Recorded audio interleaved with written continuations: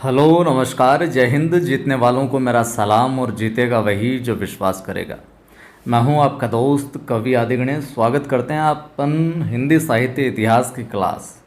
और इसके अंदर है जो कुछ इम्पोर्टेंट सवाल देखेंगे जो परीक्षा उपयोगी है और व्याख्यात्मक तरीके से देखिए। यकीन जानिए इस सीरीज के साथ आप आखिर तक जुड़े रहे तो आपका हिंदी साहित्य का इतिहास है जो बहुत तगड़ा हो जाएगा।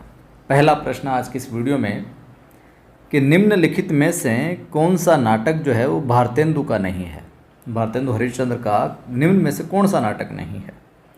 अंधेर नगरी, नहुष, विशस्य विषमौषधम और वैदिकी, हिंसा हिंसा न भवति। कौन सा नाटक भारतेंदु का नहीं है? बताइए जरा। निम्नलिखित में से कौन सा नाटक भारतेंदु का नहीं है? तो सही उत्तर क्या हो जाएगा? नहुष। ये भैया भारतेंदु का नहीं है।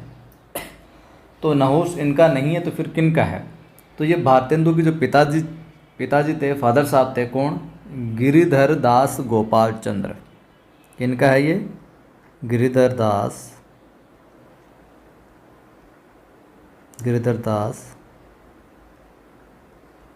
गोपाल चंद्र साहब का ये। ठीक। और ये कब लिखा गया? ये लिखा गया था 1859 में। और ये इनके द्वारा लिखी हिंदी का पहला नाटक है। हिंदी का पहला नाटक ऐसा भी माना जाता है। ठीक है, आगे देखिए। प्रश्न आपसे परीक्षा में आ सकता है क्या कि भारतेंदु द्वारा अनुदित नाटक कौन सा है? नील देवी है, भारत दुर्दशा है, विद्या सुंदर है, या फिर वैदिकी हिंसा न भवति। वैदिकी हिंसा न भवति। तो बताइए कौन सा अनुदित नाटक है? तो कौन सा हो जाएगा? तो भारतेंदु द्वारा यहाँ पर इन चारों विकल्पों में हम अनुदित नाटक देखें तो वो है विद्या सुंदर। कौन सा है? विद्या सुंदर है। अब विद्या सुंदर में क्या है भैया, कैसे है अनुदित नाटक? तो ये संस्कृत के चोर पंचाशिका का, क्या? संस्कृत के चौर पंचाशिका, संस्कृत के चौर पंचाशिका का बंगला विद्यासागर का हिंदी अनुवाद है। ठीक है। और हिंदी में सही अर्थों में भारतेंदु हरिश्चंद्र को भैया नाट्य विधा का प्रवर्तक माना जाता है। ये भी ध्यान में रखना। सही मायने में देखें तो नाट्य विधा का अगर प्रवर्तक पूछा जाए सही मायने में तो भारतेंदु हरिश्चंद्र को है जो माना जाता है। ठीक है। मौलिक और अनुदित नाटक कुल मिलाकर कितने लिखे इन्होंने? 17।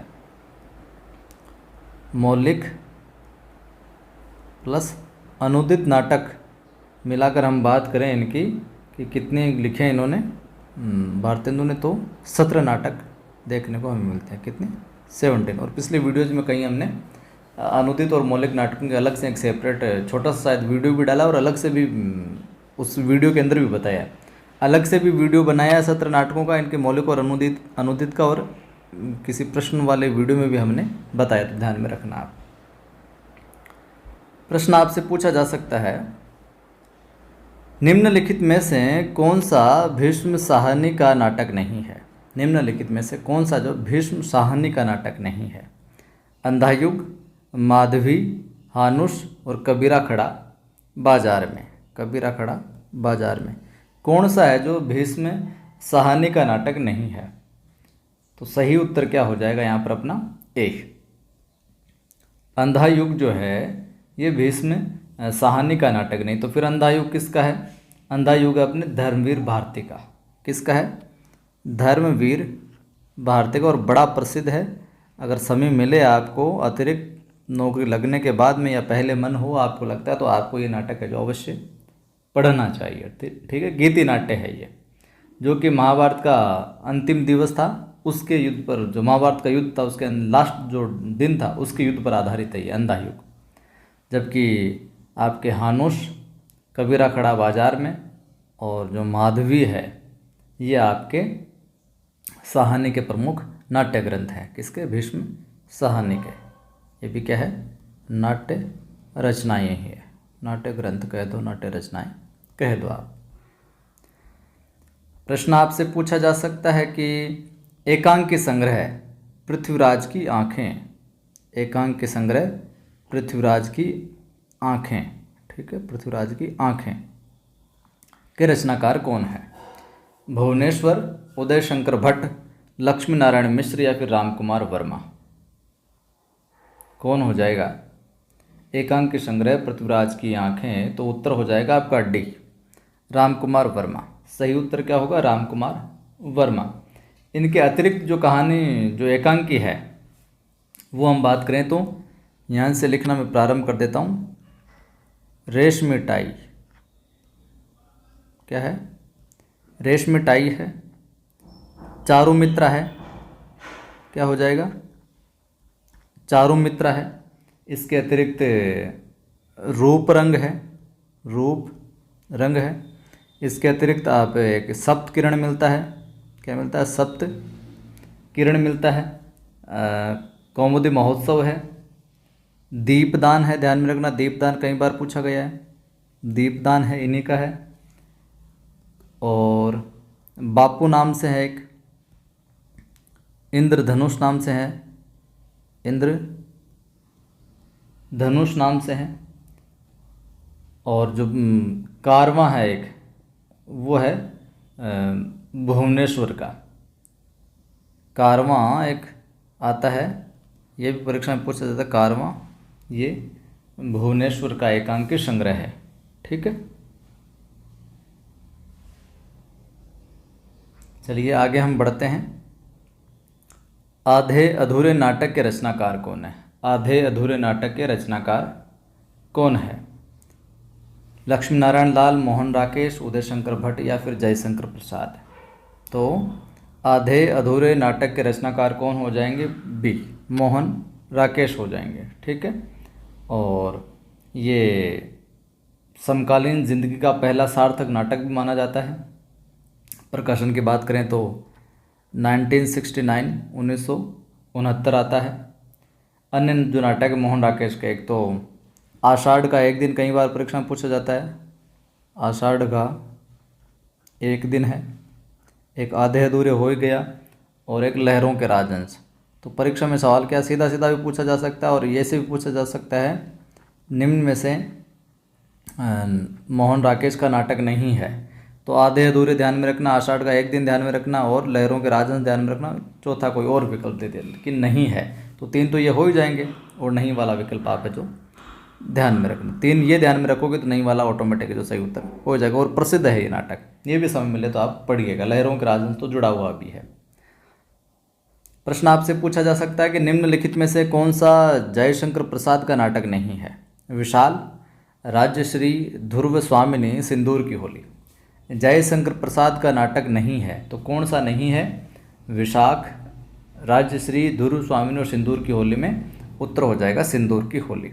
ये जयशंकर प्रसाद का नाटक नहीं है। तो फिर सिंदूर की होली जयशंकर प्रसाद का नहीं है, तो फिर किसका है? तो यह है लक्ष्मी नारायण मिश्र का। किसका है? लक्ष्मी नारायण मिश्र। किसका है? लक्ष्मी नारायण मिश्र का ये नाटक लक्ष्मी नारायण मिश्र का नाटक है। हम बात करें जयशंकर प्रसाद द्वारा रचित जो और नाटक हैं, जैसे कि सज्जन, कल्याणी परिणय, करुणालय, प्रायश्चित, विशाख, अजातशत्रु भी बड़ा प्रसिद्ध, जन्मेजय का नाग यज्ञ कई बार आता है, स्कंदगुप्त पूछा जा सकता है, एक घूंट, चंद्रगुप्त, ध्रुव स्वामिनी, ये तमाम नाटक जयशंकर प्रसाद द्वारा रचित है, ठीक।